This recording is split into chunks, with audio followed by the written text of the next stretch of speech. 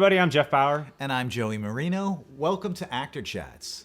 This time on Actor Chats, we have the second part of our discussion with Laura Innes. You probably know Laura from her iconic role of Dr. Carrie Weaver on ER. This week, Laura talks about the collaborative process of creating ER, working with Anthony Edwards, and preparing material for her performances. Actor Chats with Laura Innes. Because we used to shoot 80-90% steady cam. I mean, they were pulling you guys down the hall, pushing you down the hall. And I mean, I just saying that, I have an instant image of you standing back next to anybody. And with the cane, was that a cane? Or what do they call it? They call it a cuff crutch. A cuff crutch. Yeah. And I'm digressing here to ask you about that crutch. Sure. To talk about ER here, whose decision was that? Well, let me see. When this is kind of an interesting story, also a bit of a sidebar. I moved here when my son was born with my husband, who's also an actor.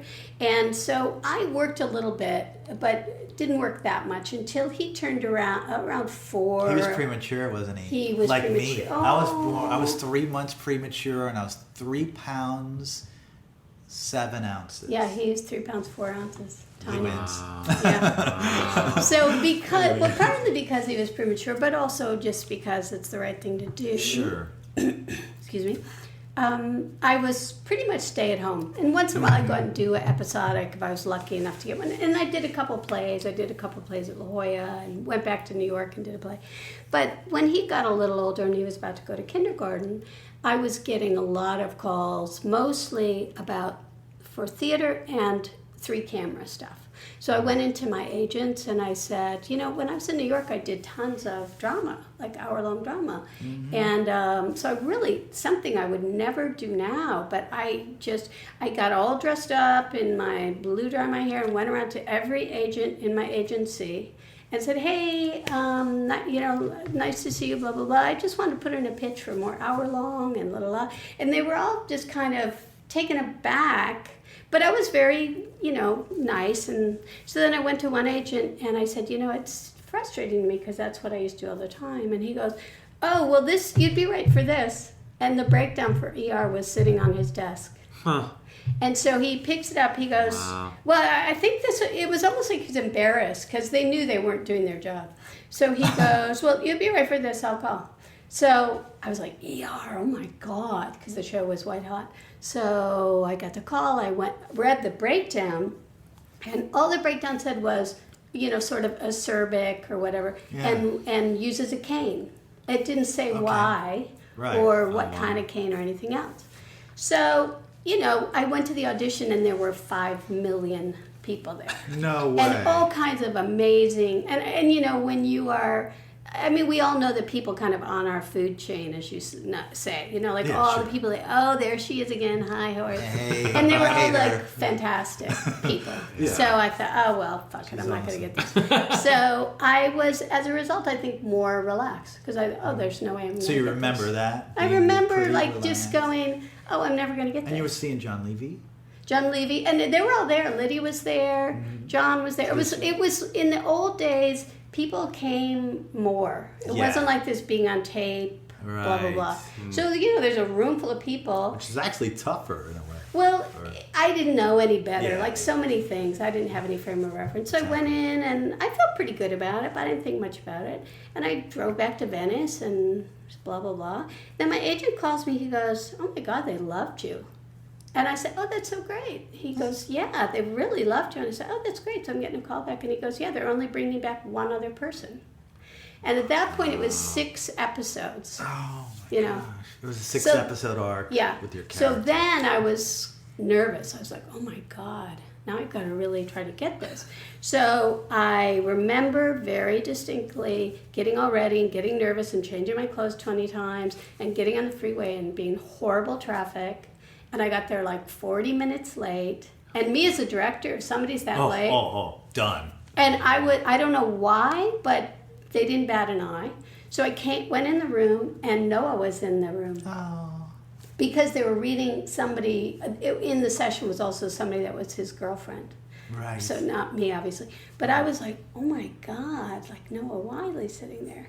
So I did the thing and I got the part and I was Holy crap. astonished. And then I started My working. God. And then they just kept writing for me. And in retrospect, Lydia Woodward, one of the writers, and Carol Flint, who are friends, close friends of mine, but they said, oh yeah, very early on I had this scene with George where I sort of like, berate him for something. Yes. And so that was like maybe the second episode I did. And they said, oh yeah, we do that so we see how the person can, handle being in a scene with the big star and how that. So, anyways, they just kept writing me in the show. And that first year, I was supposed to do 6, and I did 20. Holy crap! As guest star, and then they made me a regular the next year. Yes, that's incredible. Yeah, it was incredible. I mean, it was just incredible, and I sometimes now, and I don't know, you talk to people and if I mention the experience, you say ER, especially someone, good deal younger than me, I'll go, well, it was, and sometimes they kind of don't, and I haven't seen, time passes and so forth. Ago. But to put it in context of the juggernaut or the, 40 million people watching. Yeah. It's like it was crazy because they didn't have all the cable outlets and all those things that they do today and all the distractions and and it was also just part of that water cooler. Yeah. And it was Friends and Seinfeld. I think for a while was the same night. Yeah. Yeah, and in ER, that was it. Yeah, and everyone talked just Thursday night. Everybody couldn't wait to talk about it, and you could feel that energy on the set. Like we would have a lot of visitors too, wouldn't we? Remember, like a lot of media outlets and presidents, and Jimmy Carter was on. Jimmy Carter was on. People would just, and they were all sitting there like so. Their jaw would be like, and they would be so excited to meet you guys. Like, oh my God, kind of a thing. Yeah, and I do think the show again benefited in so many unexpected ways from the style and the fact that it was this one big set and all the lights were on and you worked very quick. So it wasn't like so many shows where you're like, okay, go get your touched up. It's just like this lethargic everything was pace. on this, and you remember you get there at 6:30 or something or whatever it was, and then you guys were rehearsing, and we're shooting like right away. Yeah. 7 a.m. We're shooting. We're kidding. doing rehearsals, and this camera's pushing and pulling with the craziest camera department I ever have done or been around. So wonderful. They were really a character, and everybody that worked on that show was a character unto themselves. Like everybody was perfect. Yeah. To the craft service, to the background, to the this, to the that. They all facilitated. My God, props. Props was so funny. Costume. The stuff they were required to do so quickly. And also I do think one of the things about the show that when I left there I had not realized is that there was such an egalitarian feeling, partly because of the style. Like everyone was always working in concert with each other. Oh, that's big. That's a great observation. And so you could not be, I'm the star, you're the lowly. Because, you were working, you had to do this dance with each other. That's so interesting. No wonder. I never thought of it quite that way. Because, and even, doing what I did, you're saying something, that we all had to weave in and out of one another. So, and it also was very satisfying, and even for me doing standing in and doing background because you would get a rhythm, but a rhythm that contained every element. Yes. And so even if it was a wipe at the end, or we would do a layered kind of crossing. You could almost tell, and all of us, we could almost look at each other and go, they're going to print that one. That's right. And we would go, print, moving on. Yeah, we and got it. And you knew it. Yeah. And you felt together, as you looked around the room, that We all did it together. Yes. So it's very satisfying. And It was an also, I ensemble. feel like it was the kind of thing, I mean, this is very basic level, but everyone was using their body. Like, it's weird, Yes. but like everyone was moving and using their body, and the endorphins were Absolutely. going. And True. so it was, when I left ER and started directing on other shows, I was just like, oh my God, this is so fucking boring. Like, hit your mark, blah, blah, blah. And, we're going to relight. I was just like, oh, how do You're people kidding do me, this? Because Yeah. doing ER was like doing a play. It because you was. just start and finish, So it really gave you that satisfaction. Yeah, I loved it. And I mean, again, I keep repeating myself, but No. I was. It just suited me entirely, and I was so lucky that that's where I landed. And there were tons of jobs that I did not get, that I was very sad about not getting, and I was lucky that this is the one I got. And if I'd gotten those other jobs, I would not have gotten ER, because they wanted someone who was not known.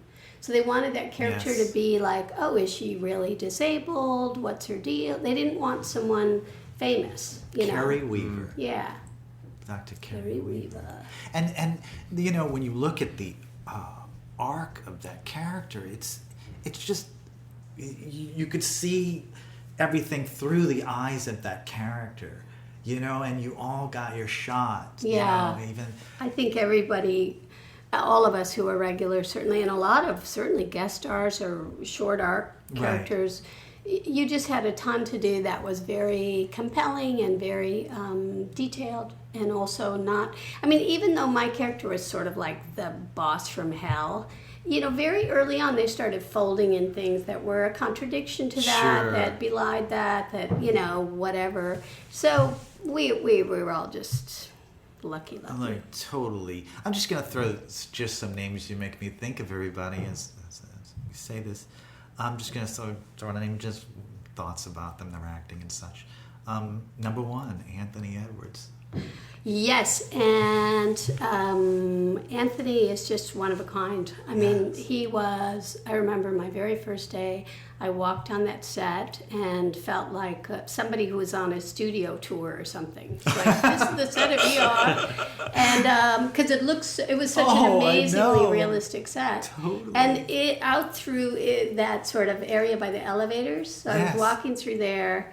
And then Anthony and George turn the corner and start walking towards me. Two. And I'm just like, and right away, they come right up to me. And of course, they start ribbing me about something. Busting And your so chops. welcoming and so sweet. And so, like you were instantly part of the group. Right. So Anthony was very much like that. And I think one thing that's very important for actors to remember when you're a regular on a show is that when you welcome your guest star, not in a false way, but when you welcome them, because you are equals. You're the one who happened to get the job, and you could easily be the one who was guesting. It's just, that's the way the business is. That's the way it and goes. so on that day, there's no ranking of people. So when you welcome that person, the work is so much better. The work is just better because true. they're just relaxed. So Yes. then they can get over that fear somewhat and just move into their process. So, that's such a joyful experience. And Anthony set the tone. Yes. And he was so funny, and he prepared like no one else, and he was so effortless. He's just an incredibly effortless He's actor. one of the best actors I've ever been around, and I'm So unselfconscious. so unselfconscious. So unsentimental, but when he needs to do it, But he can does do it Yeah. when he needs to have the emotional stuff. I remember when I was working with him on the first film. I was, like I said, I was kind of enthralled with the method and such, and I had this book on method acting that I was reading. He signed my book, and he just put to Joey, whatever works. Yeah. Whatever works. But he was really saying that shit, Right. He was really, and then there was a woman on the set who, I was enthralled with emotion, and I was just like, oh, look at that woman in the scene. She's crying and everything. She had the full waterworks going, and I thought it was kind of, that's kind of cool. And I looked at Anthony, and he just kind of moved his hand up and down. Yeah, that's right. Universal symbol. The universal thing of like ham boning it, I guess I'm just going to call it. Yes, We kind of had exactly. this thing on ER and it kind of started with Anthony, and it basically like no ham boning in a way, right? Yeah. Kind of like Yeah, I mean, there was not plenty pushing. of ham boning. But I mean, it's not I do obviously think television, you but, were, you were a little shamed into Exactly, not shamed, that being would be like, it. watch me cry, and there was plenty of crying, God knows. Yeah, but exactly. hopefully it wasn't the stupid kind. But Right. whatever. Some No, but days I'm that's sure it funny. was. But He and also I'll just say another thing about Anthony is that he just treated everyone the same, obviously, and it wasn't like, oh, I'm deigning to be. Some people are like, oh, he's so nice to craft services. Well, of course he should be. It's not like he's doing anybody a favor, Right. But he was just real and nice, and also such a technician with the medicine. Like he and Noah were unbelievable with the medical stuff. They would pick it up like that, and they would do it crazy. so effortlessly that my mind was blown. Because for me, I could do it, but it was really like, okay. tough. And terrifying. Well- And they're just really super skilled. I mean, they're probably good at all kinds, like fixing I cars and hate stuff. them I don't both. know. Yeah. I really don't like them. I mean, the same thing with Noah, being Yeah. very bright, and Anthony, just like I said, Anthony will joke like he seems like he doesn't have the grace that he actually does, Yes. like the amount he studied ballet even, for Yes, goodness sakes. yes. But like when he'd go do a stunt on the set or whatever he had to do, he'd just plain do it. You're right. And you're like, that's ridiculous. Yeah. That's yeah. totally and intimidating. I mean, I think I watched you guys, and I still, it's so skilled that I thought, oh no, this is the bar is so high. Yeah, it was really high. And another thing they did do on the show was the night before my second day. My first day was just this scene in the lunchroom where I grabbed one of his fries. It was like I Okay. had 2 lines, Right. and then the next day I worked, I had a big trauma scene, and the night before it got changed from a gunshot wound to a football player who had blunt trauma on the chest, so it was a pericardiocentesis, Yes. which is like fairly complicated thing to even say, let alone do.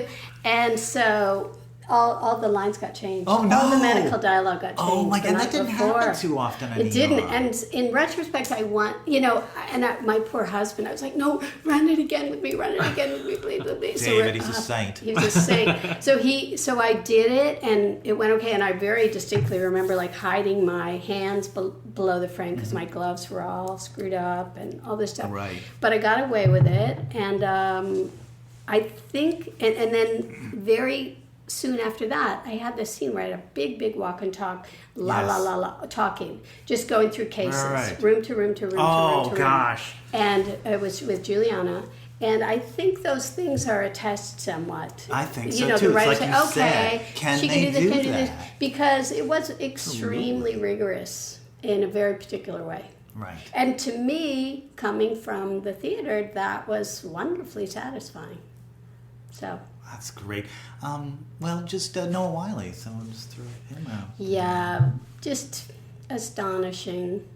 I mean, because I was watching the show for a year before I was on the show, I feel pretty objective about it. And to watch all of them. But I certainly remember watching Noah before I met him, and just his incredible charm, his incredible skill, his incredible balance of, being very natural, but connecting emotionally, and his physical comedy. Yes. And I mean, he was just like, where did this kid come from? And he was so young.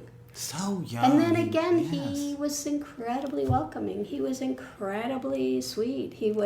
I think he must have a photographic memory. He does, and that's Yeah. what I really Yeah. say I hate him. Because I'm kind of dyslexic stuff, and that's the hardest part when I saw all the material you guys had, thinking, oh my gosh, how do they do it every day? Yeah. And I really had to learn things, not the day before, but the day before that. Okay.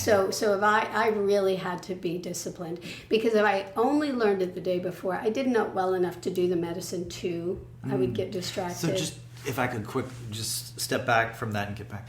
How do you learn lines, though, in terms of your process of that? Like you want it the day ahead so you can kind of consolidate it and get it in your body? I think for me, really that 2 days ahead. So if I'm shooting on a Wednesday, I want to learn the lines by Monday. And even if I learn them over the weekend, even better. Because the more it just sort of melts into you, for me, the less self-conscious I feel, the more I can keep adding things in. You know, if I'm using any energy to remember my lines, it's just not good.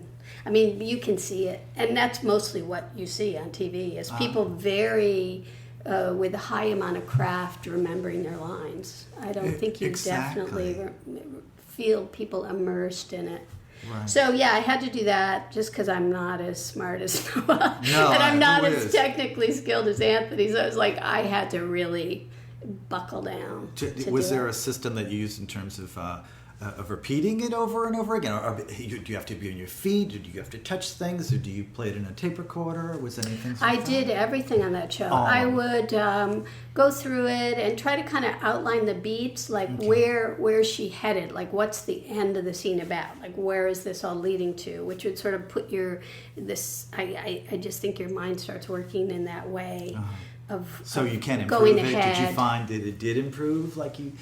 in terms of the memorizing? People say that, it just gets easier when you keep learning it. I think it does. I mean, and I did a ton of things. I would do a tape recorder because also I think a lot of things that actors do when I'm directing is there's a certain amount. Like there's certain people who basically don't know their lines and learn them during the brief rehearsal, and they actually do amazingly well. Right. But I'm not that person. I'm not that guy. No. So I would learn them through a tape recorder. I would, hold the paper up. But you have to do it either with a tape recorder or having somebody run lines with you, because you deceive yourself about how well you know them. Oh. I feel like I know them. But when someone's running lines with you, and that show was so quickly paced, that you had to be completely... So you had to know it. Like that speed rehearsal, when you're in the theater and you do, what do they call it? Exactly. And you go like that. I realize if I don't know it like that, I don't know it. Yeah, that's right.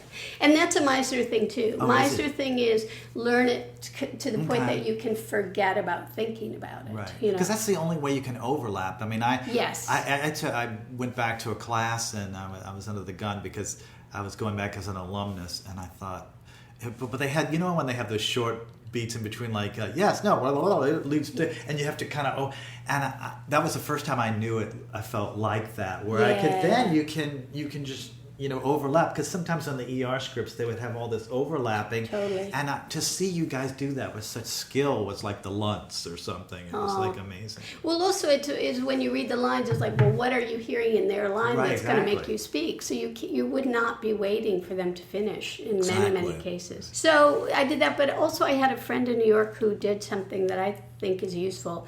He learned from the back to front. So you know how when you're writing or when you're learning something or even reading, there's sort of a fatigue that sets in as you're nearing the end of it.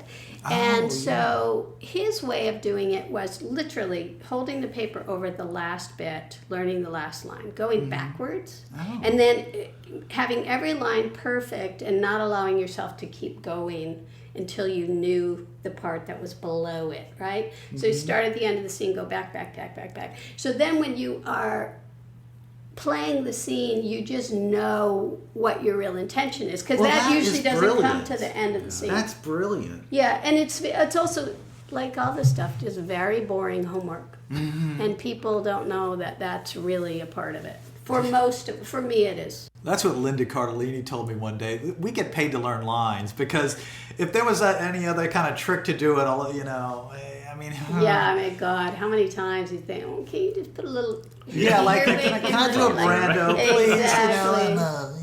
And I did have to learn the medicine early, too. Because if you learned a word wrong, and it was stuck in my brain that way, then it was hell. So that concludes the second part of our discussion with Laura Innes. Those actors were the most skilled and prepared of any actors that had ever been around. Excellent. Yeah, they had to be, right, with all those Steadicam long shots. I know. You better be. Be sure to tune in next time for our third and final part of our discussion with Laura Innes, as she talks about George Clooney, her unique directing approach, and what she would do differently in her career if she were starting over again. Actor Chats with Laura Innes.